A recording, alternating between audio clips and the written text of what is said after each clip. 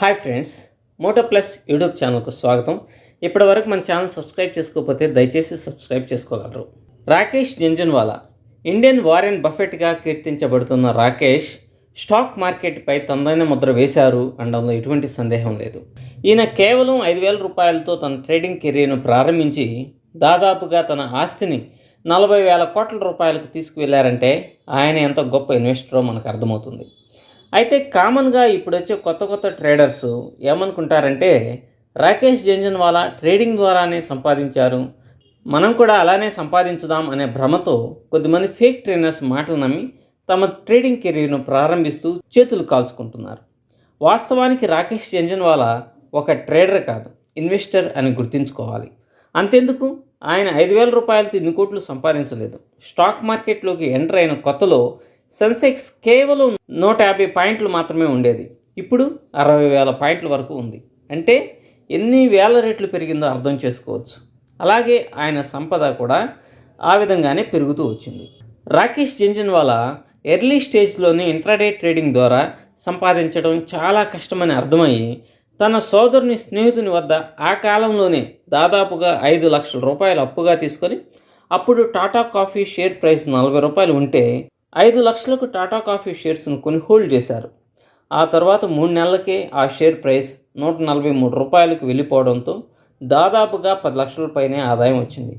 ఆ తర్వాత లాభం వచ్చిన డబ్బును సెసాగోవా, వేదాంత లాంటి స్టాక్స్లో ఇన్వెస్ట్ చేసి మరొక 25 లక్షల రూపాయల వరకు లాభాన్ని సంపాదించి తన జైత్రయాత్రను కొనసాగించారు. రాకేష్ ఇంట్రాడే ట్రేడింగ్కు పూర్తిగా వ్యతిరేకమని అనుకోవాలి. అయితే ఒక స్టాక్ ప్రైస్ అనుకున్న రేటు కంటే విపరీతంగా పెరిగితే వాటిని షార్ట్ చేసేవారు. అంతెందుకు, ఇంత పెద్ద ఇన్వెస్టర్స్కు ఏ కంపెనీలోనైనా అంతర్గతంగా ఏమేం జరుగుతుందో వీరికి స్పష్టమైన సమాచారం ఉంటుంది అనేది ప్రతి ఒక్కరూ గమనించాలి. సో ఎక్కువగా నెగిటివ్ న్యూస్ ఉన్నప్పుడు వీళ్ళు షార్ట్ సెల్లింగ్ వైపు కాంట్రాక్ట్స్ తీసుకొని లాభపడతారు.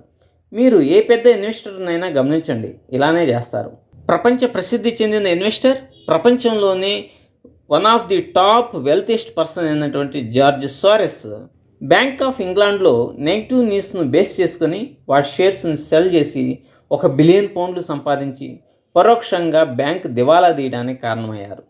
సో పెద్ద ఇన్వెస్టర్స్ ప్లాన్స్ ఇలానే ఉంటాయి. కాబట్టి వీళ్ళు ఇంట్రాడే చేస్తారు అని అనుకోవడం చాలా పెద్ద పొరపాటు. రాకేష్ జంజన్వాలా 2002 సంవత్సరంలో టైటాన్ షేర్ ప్రైస్ 3 రూపాయలు, దానిలో దాదాపుగా 18 కోట్ల రూపాయల వరకు ఇన్వెస్ట్ చేశారు. ఇప్పుడు ఆ ఒక్క ఇన్వెస్ట్మెంటే ఇప్పుడు రాకేష్ జంజన్వాలా ఒక్క టైటాన్ కంపెనీ ద్వారానే 11,000 కోట్ల రూపాయల సంపదను సృష్టించారు. అలాగే లుపిన్ షేర్స్లో ఇన్వెస్ట్ చేయడం ద్వారా 1,000 కోట్ల రూపాయలు సంపాదించారు. సో మీరు గనక రాకేష్ జంజన్వాలా ట్రేడింగ్ కెరీర్ని మొత్తాన్ని పరిశీలిస్తే ఆయన సంపాదించిన 100 కోట్ల రూపాయలు వివిధ కంపెనీల్లో ఇన్వెస్ట్ చేయడం ద్వారానే సంపాదించారే కానీ ఎక్కడ ఇదిగో ఇంట్రాడే ద్వారా 1 కోటి రూపాయలు సంపాదించానని ఒక్క స్టేట్మెంట్ కూడా ఆయన నుండి మనం చూడలేము. ఆయనకి తెలుసు ఇంట్రాడే ద్వారా పెద్దగా వెల్త్ను క్రియేట్ చేయలేరని. ఇన్వెస్ట్మెంట్ ద్వారానే సంపదను సృష్టించవచ్చని గట్టిగా నమ్మిన వ్యక్తి రాకేష్ జంజన్వాలా. సో ఇంట్రాడే అనేటువంటిది వద్దు అని ఇక్కడ చెప్పడం లేదు, కానీ ఇంట్రాడే ద్వారా సంపాదించాలి అని అనుకుంటే కఠినమైనటువంటి పరీక్షలు మనం ఎదుర్కొనక తప్పదు అనే విషయాన్ని ప్రతి ఒక్క ఇంట్రాడే ట్రేడర్ గమనించాలి. Thank you. ఈ వీడియో కనుక మీకు నచ్చితే లైక్ చేయండి, షేర్ చేయండి మరియు సబ్స్క్రైబ్ చేసుకోండి.